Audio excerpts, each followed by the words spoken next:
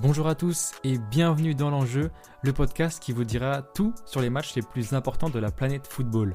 Avec Axolem aux commandes du vaisseau, l'avant-match est tout aussi important que l'après, le before avant l'after-foot.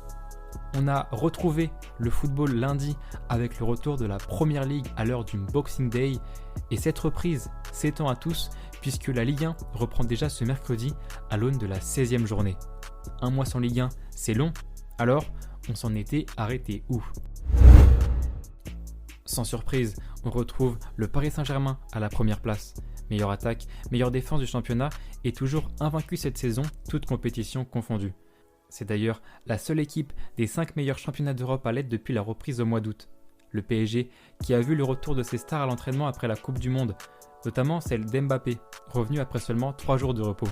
L'attaquant français souhaite sûrement vite passer à autre chose après la finale perdue.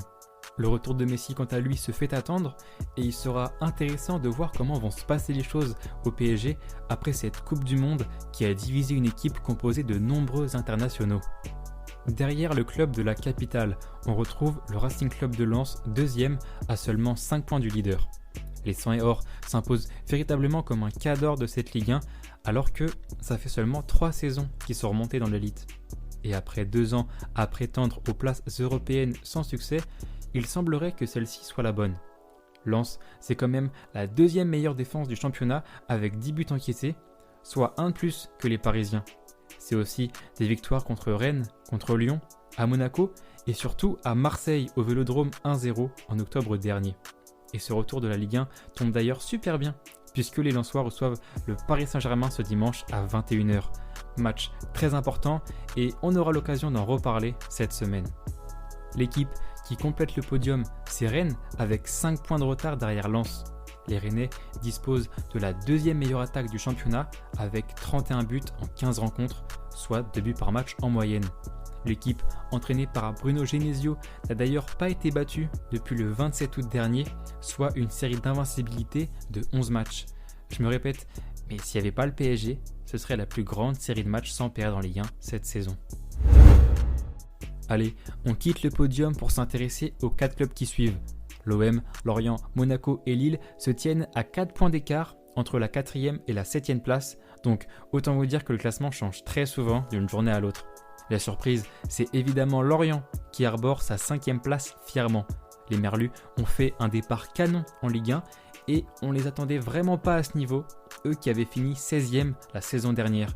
Le déclic, c'est sans doute la désignation de Régis Lebris comme nouvel entraîneur en juin dernier, succédant à Christophe Pélissier. Avec Lebris, l'équipe brille, notamment un joueur, Terem Moffi, auteur de 10 buts, soit 2 de moins que Mbappé, le meilleur buteur actuel. À 5 points de Lille qui est 7e, on retrouve un Lyon en pleine galère en ce début de saison. L'OL a déjà perdu 6 fois en 15 matchs, tous contre des adversaires directs pour l'Europe. C'est le problème des Lyonnais, l'incapacité à gagner des points contre les grosses équipes du championnat. L'arrivée de Laurent Blanc au poste d'entraîneur en octobre n'y a rien changé et la politique du retour des anciens comme Lacazette et Tolisso peine à faire ses preuves. L'OL a déjà 7 points de retard sur la première place qualificative à l'Europe et déjà qu'il ne joue aucune compétition européenne cette saison, ce serait un vrai coup dur de ne pas se qualifier une deuxième fois de suite.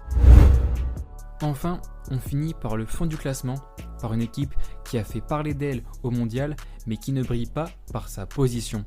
Angers est bon dernier de Ligue 1, avec 11 défaites et le prix de la pire défense du championnat. Pourtant, l'équipe dispose de 2 joueurs qui ont fait beaucoup parler d'eux au Qatar, c'est Sofiane Bouffal et Azzedine Ounahi. Les 2 Angevins ont fait une superbe Coupe du Monde alors qu'ils peinent à sortir Angers de la zone rouge. À défaut d'aider le club sportivement, les 2 Marocains peuvent l'aider financièrement avec l'arrivée du mercato hivernal en janvier. Alors, partira pas, on aura bientôt la réponse. Passer d'une demi-finale de Coupe du Monde à dernier de Ligue 1, ça c'est de la transition. Il est d'ailleurs important de rappeler que cette saison, ce n'est pas 2 relégations automatiques, mais 4 qui attendent les retardataires. Et oui, dès la prochaine saison, la Ligue 1 passe à 18 comme nos voisins allemands. Angers, Strasbourg, Ajaccio et Auxerre ont donc tout intérêt à se bouger s'ils ne veulent pas descendre en Ligue 2. Voilà, c'est tout pour ce retour de notre championnat national ce mercredi. Nous, on se retrouve dès demain pour parler du retour de la Liga espagnole jeudi. D'ici là, portez-vous bien, c'était Axolem, ciao.